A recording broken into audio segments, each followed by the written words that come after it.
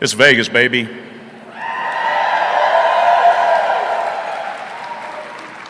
This is Michael Anderle. And I'm Craig Martelle.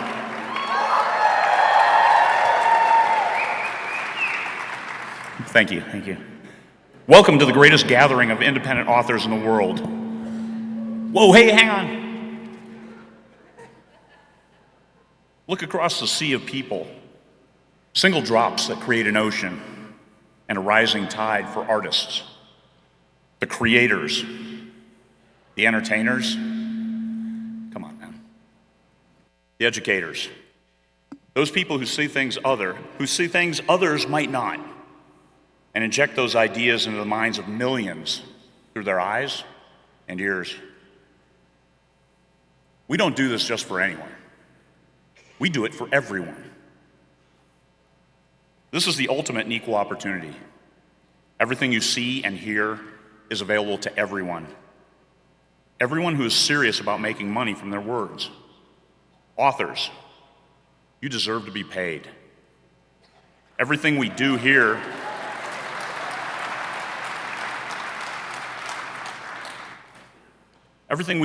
is about helping you to earn more, whether you want to be a full-time writer or not. You should have the opportunity to make full-time money by working hard at the right things. In this business, your diverse backgrounds and experiences are what underlie your words. Helps you shape them into a message that puts the readers into a different place. Lets them live a different life, whether magical, spiritual, futuristic, enticing, active, sexy, loving, or just better educated. Reminds me of the Canary Islands. There are no canaries there. Just like the Virgin Islands. There are no canaries there either.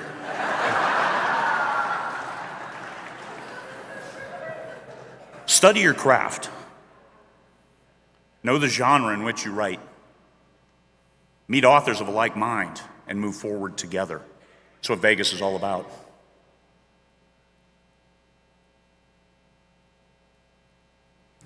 Hang on while I look at you and try to find my place. He practices a lot. Embrace the opportunity that life has presented to you. You've made the commitment to come here for this week. You've invested in yourself. Now it's time to make the most of it. Success is a personal ideal with a universal element. Everyone's definition of success will be a little bit different. Let no one else tell you what is best in life. You decide for yourself. For those here, that success also comes with earning a living, paying your way, and moving forward. Think about what you want.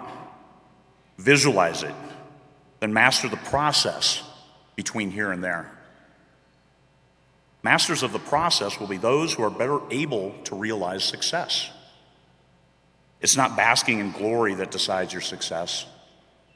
It's the steps we take. They say it's not the destination that matters, but the journey. The journey makes the destination that much sweeter, that much more fulfilling, and a new location from which to journey farther.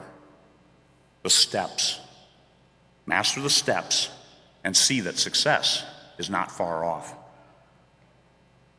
What is the universal element of success? Cash. Success comes with a financial amount to allow you to continue. No matter the glory of the journey, you still need food and shelter. You have expenses. If you can't stop to smell the roses because you need to make this month's rent, do they smell as sweet? If you have the time to stop at all. And the hardest question of all, are you happy? The greatest challenge in our lives is to find a career where we can be happy, yet still be able to provide for our families. Be there for them as much as possible. Remember that job you wanted and you were overjoyed when you got it and motivated to start working? How long did the euphoria last? When did it lose its shine? When did it become a slog? I wish every one of you the experience of a job you love each and every day, and you feel that joy when you look forward to tomorrow. Being a professional author is the only job I've ever had that has delivered this same joy for this long. I've been writing for over 8 years now, full time. I get to tell a story today. We look at productivity and profitability. How can we earn more money from our words? How can we earn the most with the fewest words? If you want to increase your profitability, when it comes to value per word, the most lucrative form of writing is the ransom note.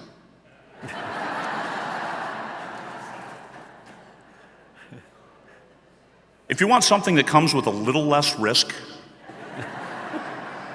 less physical labor, less shouting, police who aren't wearing Velcro clothing, and prison time, consider writing a better story for a hungry market. You solicit for your readers' attention, help them disappear into your book, where you embrace them, hold them tightly. They will ransom their time and money to be allowed inside. And again, with that feeling as they keep reading your next book and can't wait for the one after that. This is a business that doesn't have to wear you down. You can keep it fun. My Alaska bank, that's where I keep my ransom money. The IRS thanks me for my success and encourages me to keep doing better.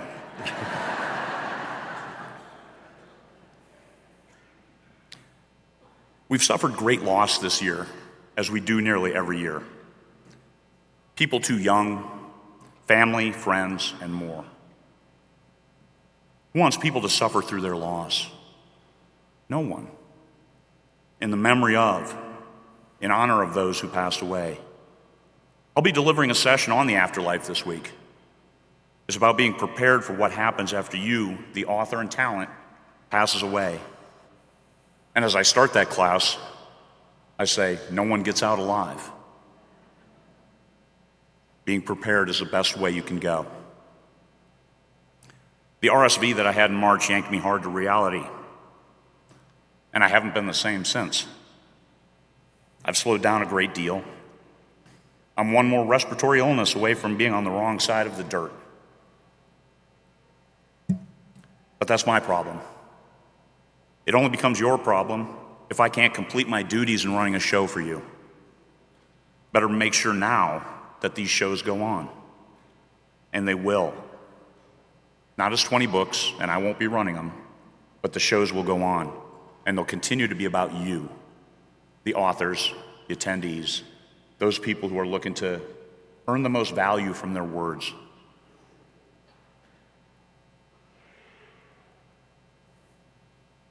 No one can leave a better legacy than you changed my life. That has happened every year at a 20 Books event. People come the next year and they tell me, you changed my life. This conference has changed my business. No one can make you hope for something you can't see how to achieve. But we can show you the way and let you build your own hope, because you can do this. You can work hard at the right things to become your family's breadwinner.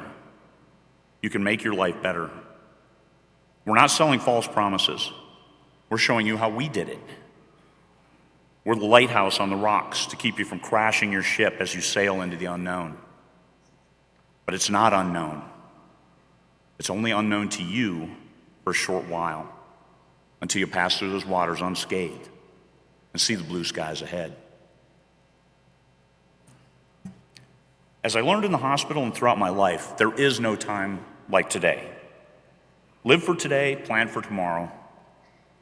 Don't mortgage your future by putting off the best career you might ever have. Don't let writing be a sacrifice. Let it be a safe space, and then a business, and then an empire. You are what you create.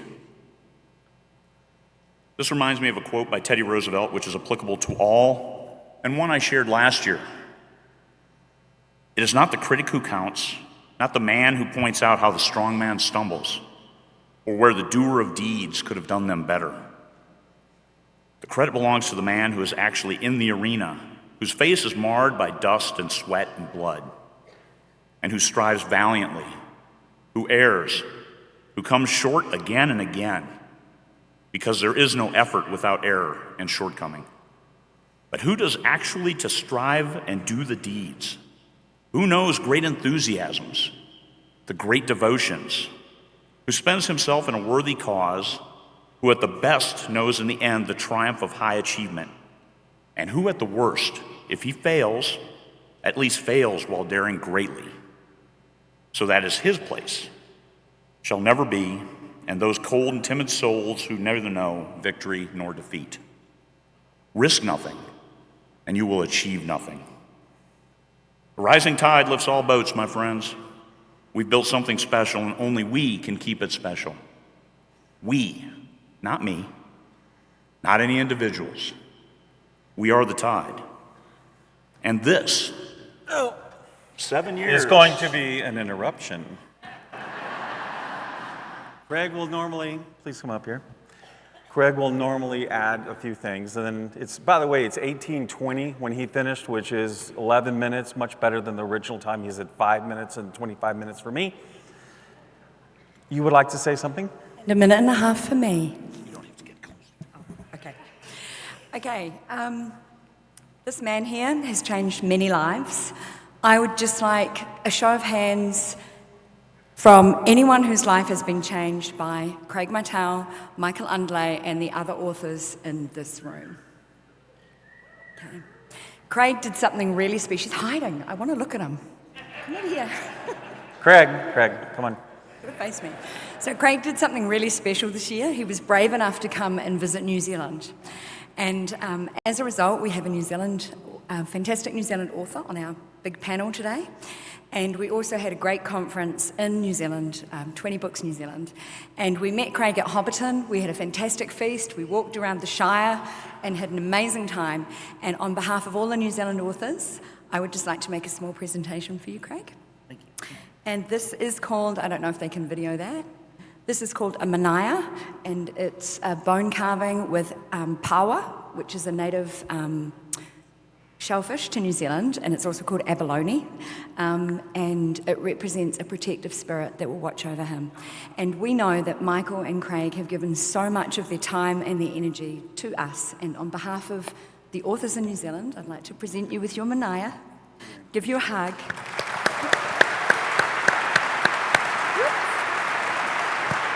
He's dehorned me. And these men have changed my life and the lives of many of us. So give them another big clap. I'd like to give them a standing ovation. Thank you very much. 15 minutes, man.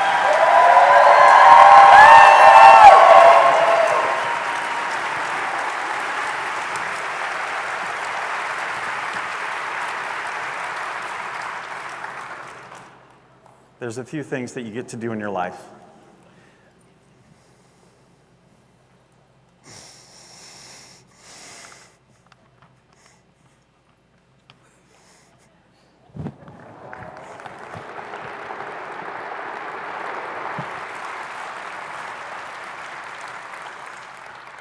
Can you go over, please?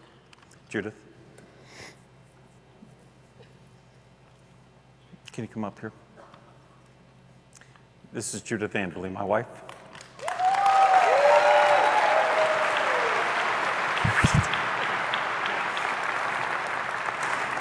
So, in typical fashion, both of these guys are improvising, and thank you both. So, throughout the years, you've heard of the friendship that Michael has with Craig, and he's called him one of his best friends, and as Michael's wife, I always appreciate anyone that brings goodness and love to his life. So from his wife's standpoint, I want to thank you, Craig, for being his friend. And from a group standpoint, we wanted to make sure that we gave Craig something that showed our appreciation, right? Where is he? Is he leaving me? Craig. Already? This way, Craig. All right. Come back. Huh? No, Craig. Oh, okay. I'm like, wait, okay. So we wanted to give them something that showed our appreciation, and we're giving it on behalf of all of us. So let me just read out what's engraved and what we're going to give them, because you won't be able to read it out there. So to Craig Martelle, in profound gratitude for selflessly dedicating your time, unmatched leadership acumen, and exceptional managerial prowess in spearheading the success of the 20 Books to 50K conferences. Your legacy with 20 Books is not confined to meetings, but will resonate and inspire generations to come. And so on the bottom of the base is basically, with deepest appreciation, thank you from all of us who have been touched by your generosity in the past, the present, and the future. So there you go.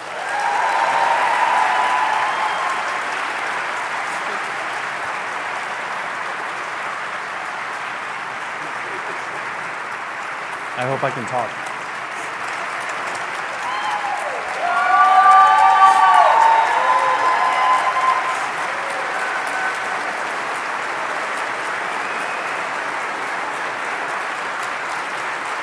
Do you need to tell about choke or something? Take the pressure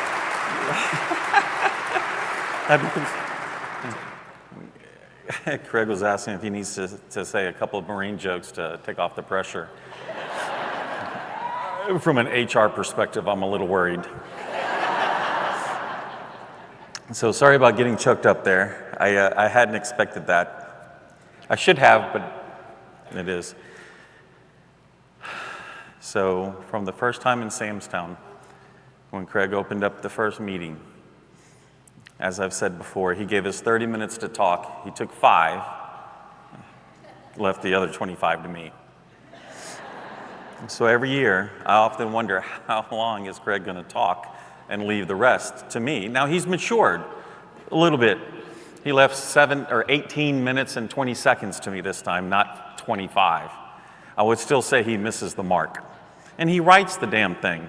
So he can time himself, and you know he's probably giggling to himself about everything that happens. You know, there's a lot of things that go on in this world. There's a lot of horrible things that are perhaps going on in this world. But the one thing that happens is when you come around a bunch of 20 Books people, there's a lot of love. And that is,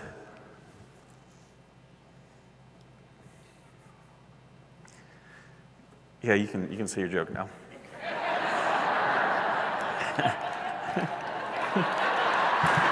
Have I told you about the Canary Islands?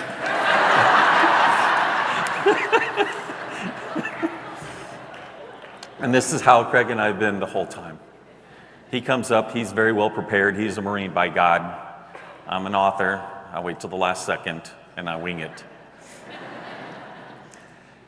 And so I did not expect the emotions to hit me so hard. But everything you guys give to each other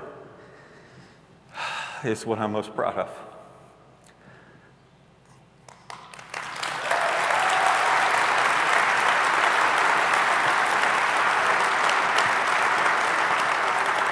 Have I told you about the Virgin Islands? It's like our books. We may not remember the exact words, but remember how they make us feel. It's about movies. Why do you rewatch the same movies over and over? Because you felt a certain way. And that feeling is what we're driving. We sell hope, and we sell it for free. You come here, you get it, you leave energized, and that's what we do. And it's of course we're going to get emotional, because this is, I mean, look at what we've built. Michael Anderle coming up with a retirement plan, 20 books, and you make $50,000, you can live comfortably in Cabo San Lucas. Comfortably. $35,000 you can live. And if all you'd have to do is make $7.50 a day for each book. It's not over $7.50. You sell 2 copies, get a few page reads, there you are, Bob's your uncle. Unless he's not Bob, and then somebody else is your uncle. But how these books make people feel. You make them feel good, they're going to be waiting for that next book. They're going to buy it on pre-order. They're going to devour it the second you get done, no matter how long you took to write it. And they're going to love it, and they're going to want the next one. You make them feel something. And when you're here, you feel it too. The energy as people are walking around, the din in the cash bar area, all of it. It's because we make them feel. Okay, are we talking about the Virgin Islands? Are we talking about the Virgin Islands still? I finally realized how I can get him to take up his time.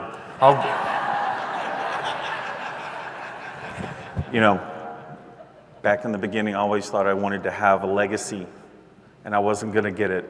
I started 20Books. I invited a few of my readers to come join me in the group, and I helped train them on what I was learning. A little while later, as the story goes, I got a little perturbed on a certain author group with some people who were giving me attitude. So I wrote a referendum, a missive, and then I said, for any of you who cared to learn more about what I'm doing, come join me on this Facebook group called 20Books to 50K I've created. Craig was in that first group of 80. I thought I'd go to 8. We're at 75,000, I think, now. And it's due to the efforts of a lot of people who have given up their time, their energy, their emotions to the group for each other. I don't want to be known for having started 20Books to 50K. I'm just happy for the results and the knowledge of people helping people.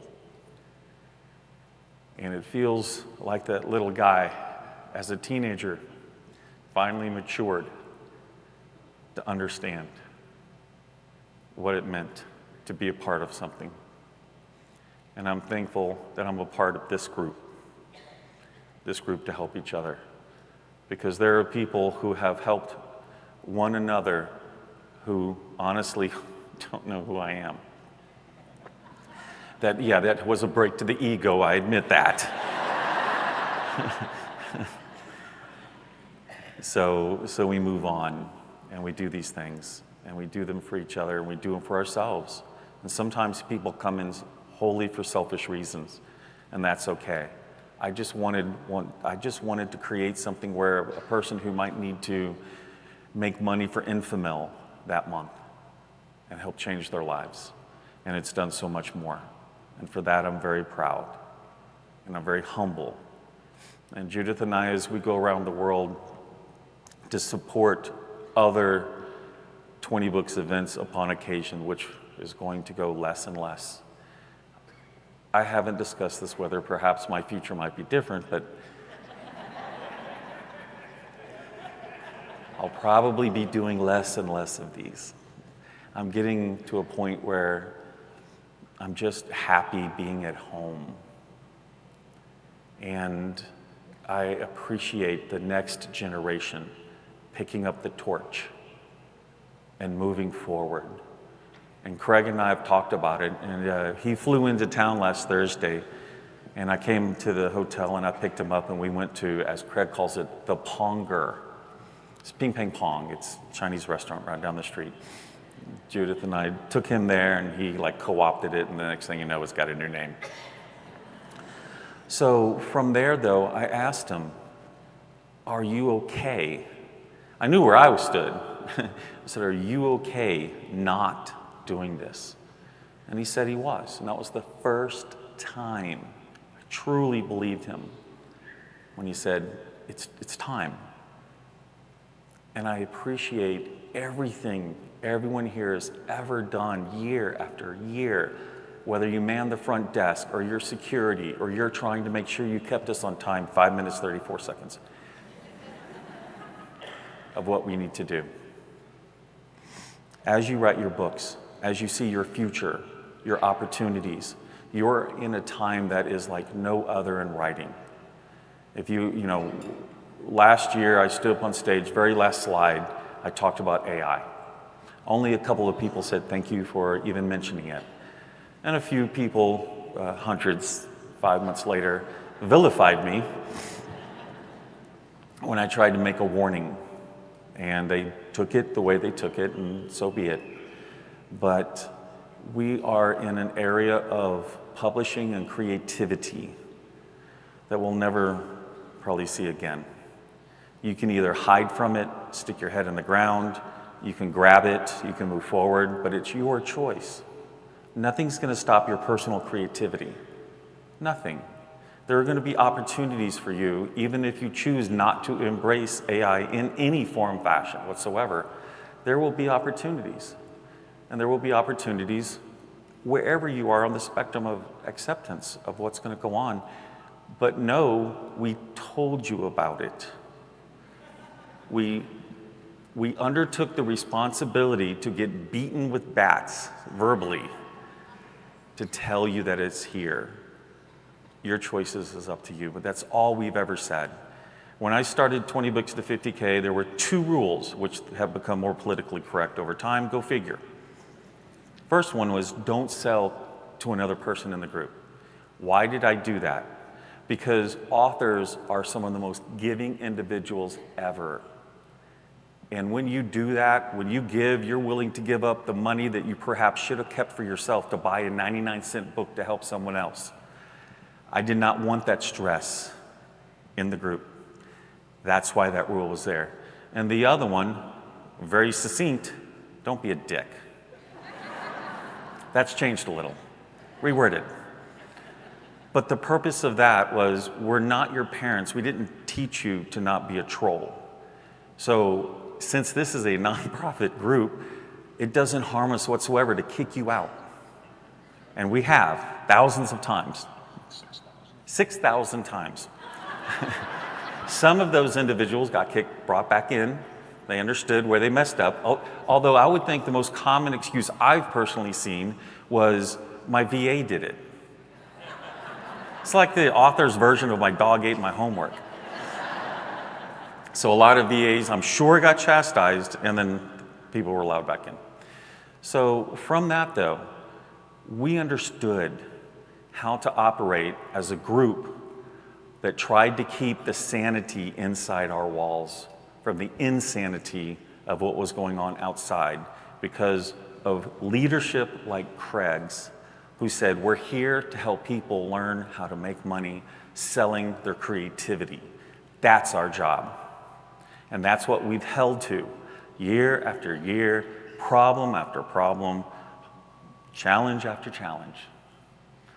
And it's because of others like yourselves who are willing to also come and believe in that effort, keeping it focused on what we do, that I say from my heart, the last time I stand on the 20 Books to 50K, well, okay, I'm doing it Thursday. Second to the last time. Thank you. So if you will allow me, everyone stay down, let me stand up and congratulate you.